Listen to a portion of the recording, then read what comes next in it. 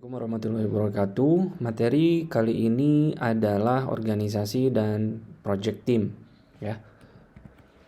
Tujuan dari pembelajaran ini kalian dituntut untuk bisa pertama menjelaskan sudut pandang sistem manajemen project dan bagaimana menerapkan untuk project-project teknologi informasi.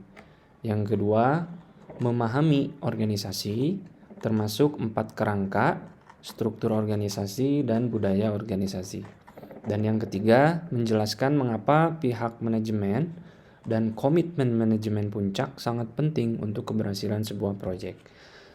Yang keempat, memahami konsep fase proyek dan siklus hidup proyek dan membedakan antara pembangunan proyek dan pembangunan produk. Dan yang terakhir, mendiskusikan atribut dan sifat unit beragam proyek teknologi informasi. Nah, perlu diingat bahwa proyek tidak dapat dijalankan secara terpisah. Ya, proyek harus beroperasi dalam lingkungan organisasi yang luas karena pertama, manajer proyek itu perlu menggunakan sistem berpikir. Maksudnya kalau proyeknya dijalankan secara terpisah, maka dia membutuhkan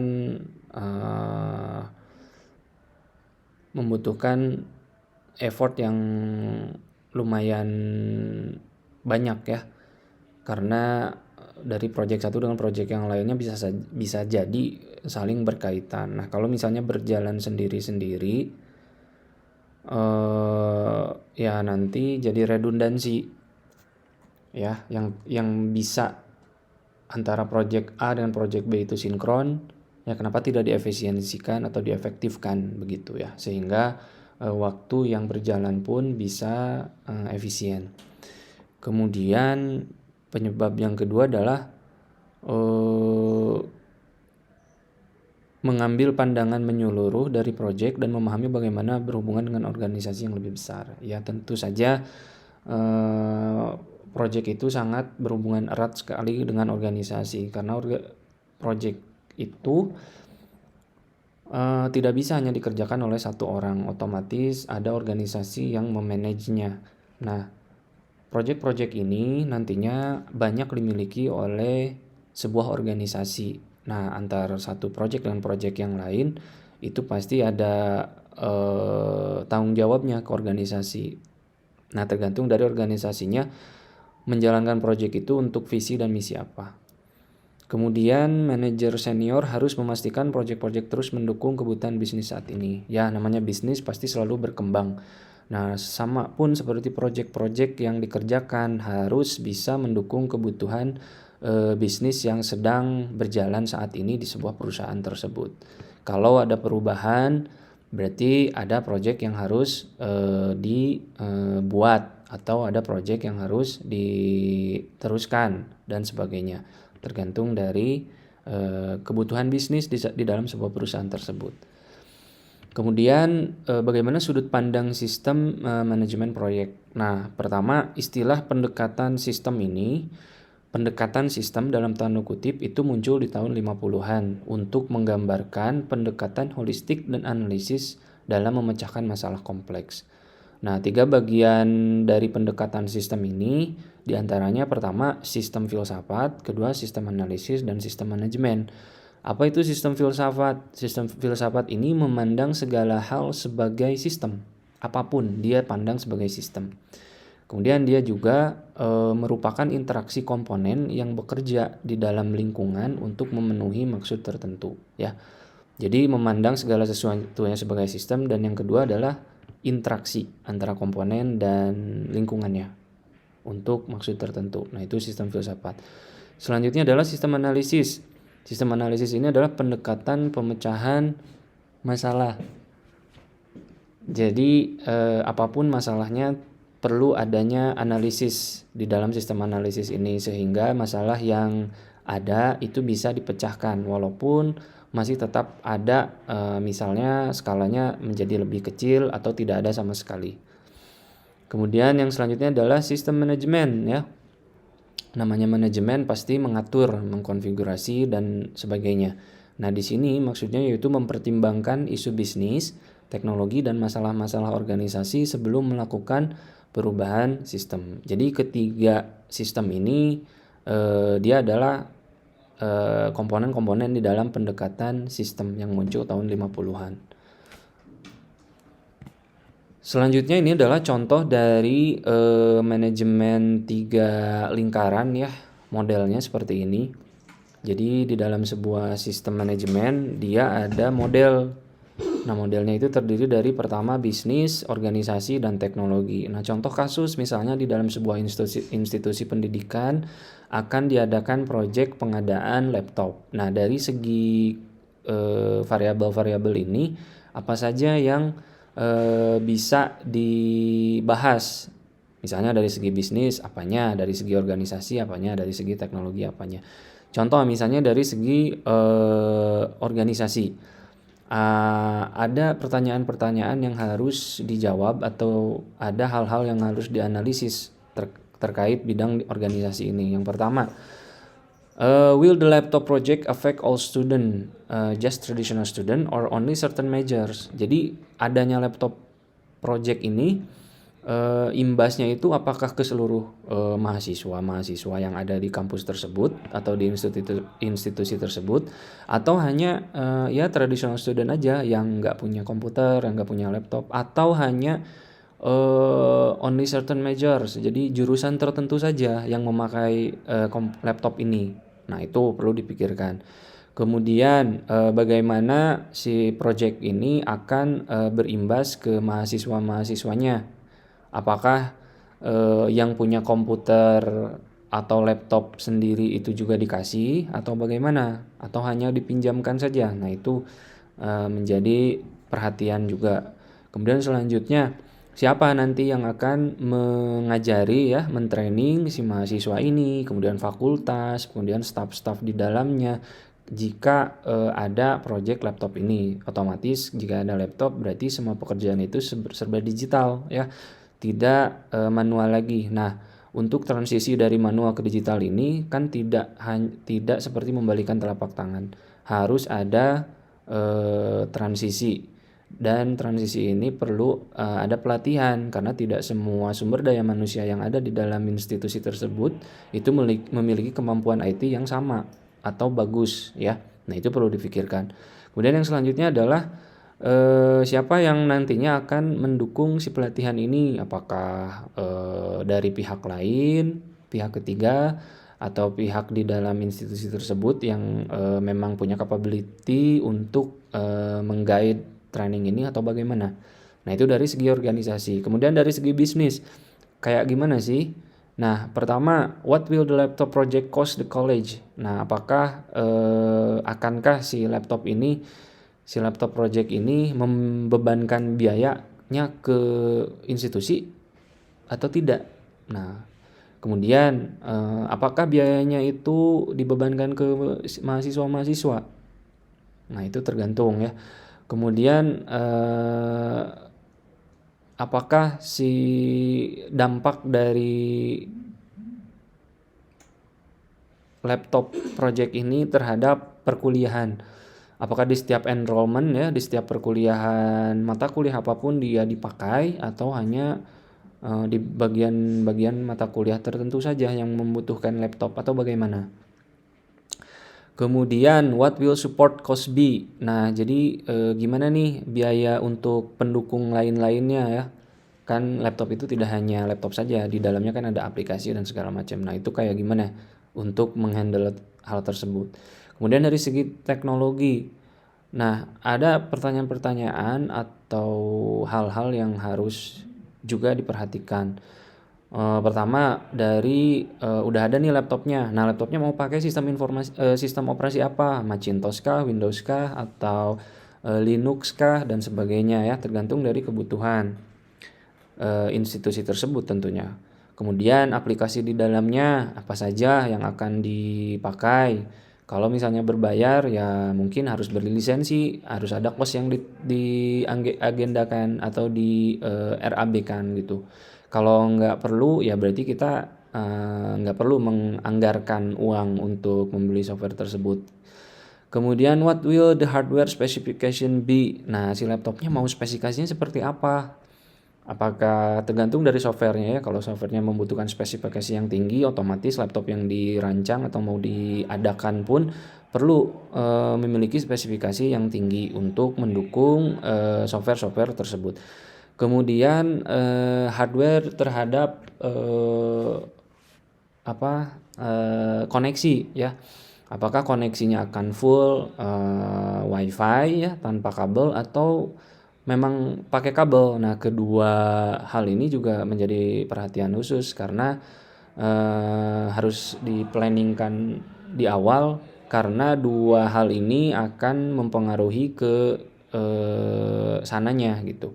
Contoh misalnya kalau memang menggunakan LAN berarti si institusi harus mengkonfigurasi jaringan menggunakan kabel, harus membeli router, harus membeli hub, harus membeli switch, kemudian mengkonfigurasi setiap laptop IP di setiap laptopnya berapa ya. Tapi ya itu tadi infrastrukturnya memang di awal akan terasa lebih sulit dan kompleks untuk diterapkan. Tapi di sisi security dan sinyal mungkin dia lebih unggul dibanding dengan yang wireless. Nah, yang wireless pun sama ada keunggulannya tersendiri. Di sisi infrastruktur di awal mungkin dia tidak akan sesulit menerapkan jika menerapkan kabel ya. Karena mungkin dia hanya ya tak beli access point, kemudian konfigurasi, bagi-bagi bandwidth, kemudian simpan di titik-titik tertentu, udah semua orang bisa pakai gitu kan. Nah, tapi di sisi security mungkin tidak terlalu bagus karena semua orang bisa pakai gitu ya, sehingga mempengaruhi bandwidth. Nah, gitulah kira-kira ya. Nah, kemudian di dalam organisasi itu ada kerangka-kerangka yang ada gitu, yang menjadi base organization itu seperti apa. Yang pertama adalah kerangka struktur, kemudian kerangka sumber daya manusia, kerangka politik, dan kerangka simbolik. Nah, kerangka struktur itu apa, Pak? Yang pertama, dia itu fokus terhadap peran dan tanggung jawab, koordinasi, dan pengendalian. Nah, itu kerangka struktur. Karena si struktur organisasi ini membantu mendefinisikan kerangka ini. Jadi kerangka struktur ini dari struktur organisasi ya. Jadi struktur organisasinya kayak gimana, masuk ke kerangka struktur. Nanti dia jadi dasar si organisasi tersebut. Kemudian ada kerangka sumber daya manusia. Nah, ini lebih fokus dalam menjaga keserasian antara kebutuhan organisasi dan kebutuhan orang yang bekerja di dalamnya. Namanya sumber daya manusia pasti ada hubungannya dengan human atau people di dalam sebuah organisasi yang bekerja. Kemudian ada kerangka politik. Nah, ini menganggap organisasi adalah koalisi terdiri dari individu bervariasi dan kelompok kepentingan. Konflik dan kekuasaan adalah isu utama di sini. Nah, mungkin nanti ada mitigasi dari hal yang konflik-konflik ini ya bisa diminimalisir dengan ya aturan-aturan yang dibuat di dalam organisasi tersebut. Kemudian kerangka simbolis. Nah, fokus pada simbol dan makna yang berkaitan dengan peristiwa. Nah, kebudayaan itu adalah hal penting di sini. Jadi di sini lebih ke simbol dan makna ya. Selanjutnya adalah organisasi fokus pada kerangka struktural ya. Jadi sebuah organisasi itu lebih memfokuskan dirinya pada kerangka struktural yang tadi ya. Struktur. Nah, kebanyakan orang itu memahami struktur organisasi. Jadi kenapa lebih fokus? Karena lebih gampang. Struktur organisasi itu lebih mudah dipahami, lebih mudah dimengerti oleh kebanyakan orang lah. Kemudian banyak manajer baru mencoba untuk mengubah struktur organisasi ketika perubahan lain yang justru diperlukan. Kemudian ada 3 organisasi struktur dasar. Yang pertama organisasi fungsional, organisasi project, dan organisasi matriks. Organisasi fungsional itu seperti apa? Yang pertama fungsional di sini artinya manajer fungsional melaporkan kepada CEO. Ya, kita lihat di sini. Nah, ini adalah bagian dari ketiga jenis organisasi tersebut. Jadi yang fungsional itu dari dari manajer fungsional memang langsung dia berhubungan dengan CEO. Ya, di sini ada Vice President Engineering, Vice President Manufacturing, Vice President IT, dan Vice President Human Resource. Nah, dia berhubungan langsung dengan CEO. Kemudian ada organisasi project, di mana manajer program melaporkan kepada CEO. Nah, bisa dilihat di bagian kedua. Nah, ini setiap project manager itu melaporkan ke CEO. Jadi di dalam sebuah perusahaan itu mungkin banyak project yang dijalankan. Nah, setiap project ini memiliki project manager tersendiri. Nah, setiap project manager ini akan berkomunikasi dengan CEO-nya langsung. Itu kalau organisasinya berbasiskan project. Kalau organisasinya berbasiskan matriks, dia ada di tengah-tengah antara fungsional dan project. Jadi personil yang melaporkan itu bisa jadi lebih atau 2 atasan. Jadi gabungan ya, bisa jadi Vice President Engineering atau sejajarnya, atau bisa juga project manajernya atau staffnya gitu. Jadi dia ada 2 atau lebih kepala atau apa ya, atasan yang melaporkan ke CEO gitu. Nah, selanjutnya kita bahas organisasi fungsional dulu ya. Seperti apa sih organisasi fungsional itu?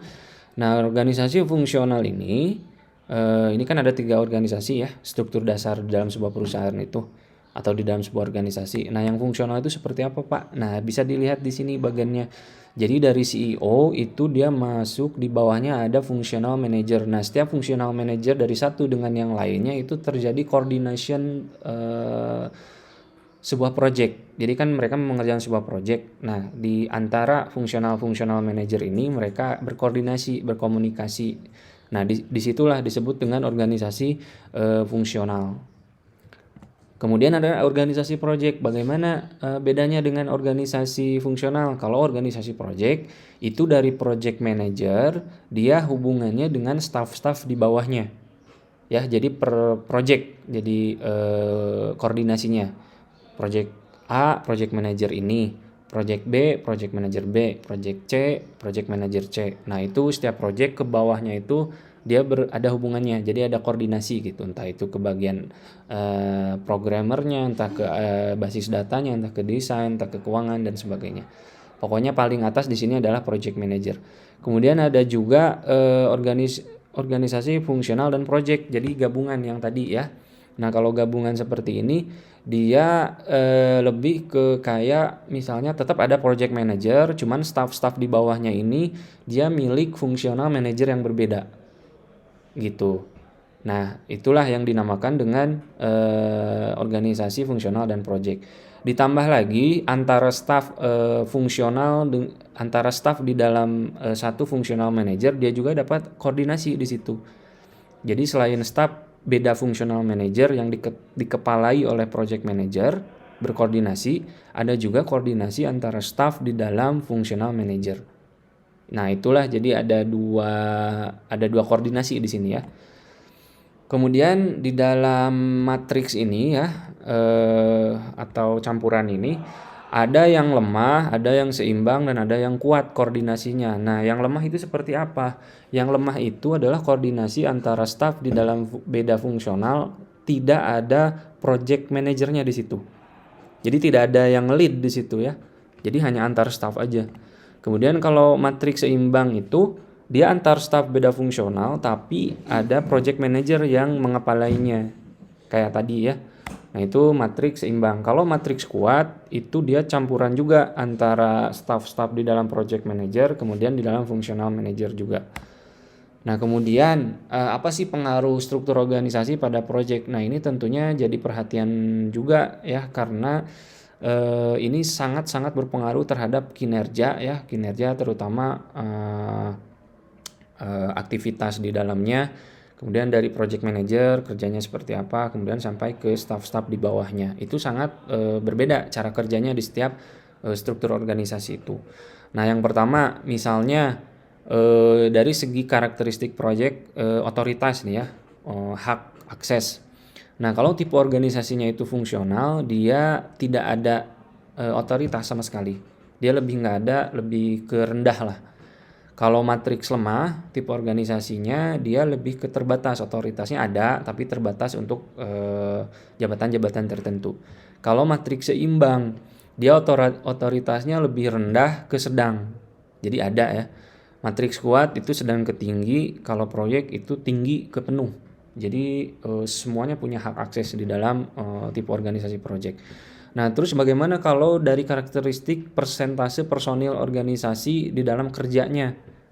Waktunya seperti apa? Nah, kalau di tipe organisasi fungsional itu hampir nggak ada waktu ya, dia tidak ada persentase sama sekali orang yang kerja di situ.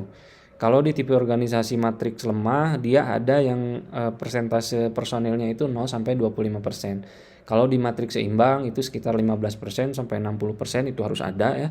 Kalau di matriks kuat itu sekitar 50% sampai 95% itu harus ada pula personil yang available. Kalau project itu lebih tinggi lagi sampai 100% dari 85% ya. Kemudian bagaimana sih karakteristik peran manajer project di dalam ke tipe-tipe organisasi ini? Nah, kalau si manajer project di tipe organisasi fungsional, dia kerjanya itu tidak penuh waktu ya. Mungkin bisa saja sehari itu berapa jam atau seminggu itu berapa hari. Begitupun di matriks lemah, sama seperti itu. Yang beda itu adalah di matriks seimbang. Nah, kalau di matriks seimbang dia full time kerjanya. Full time jam, full time hari. Kemudian di matriks kuat juga sama, di project juga sama full time. Bagaimana dengan istilah manajer project di dalam fungsional dan lain-lain? Nah, kalau di fungsional, manajer project itu disebut dengan koordinator atau pimpinan project. Kalau di matriks lemah juga sama. Di matriks seimbang itu beda. Dia samalah seperti yang kita pahami ya, project manager namanya. Kemudian kalau di matriks kuat itu disebutnya project manager atau program manager. Begitupun di project itu sama. Kemudian bagaimana karakteristik project di sisi staf administrasi?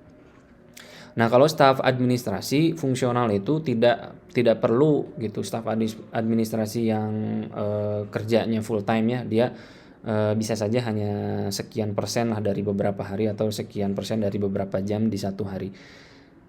Matriks lemah pun sama, matriks seimbang pun sama. Nah, yang beda itu ada di matriks kuat. Kalau tipe organisasinya matriks kuat, dia staf administrasinya harus available penuh waktu di setiap harinya atau setiap minggunya.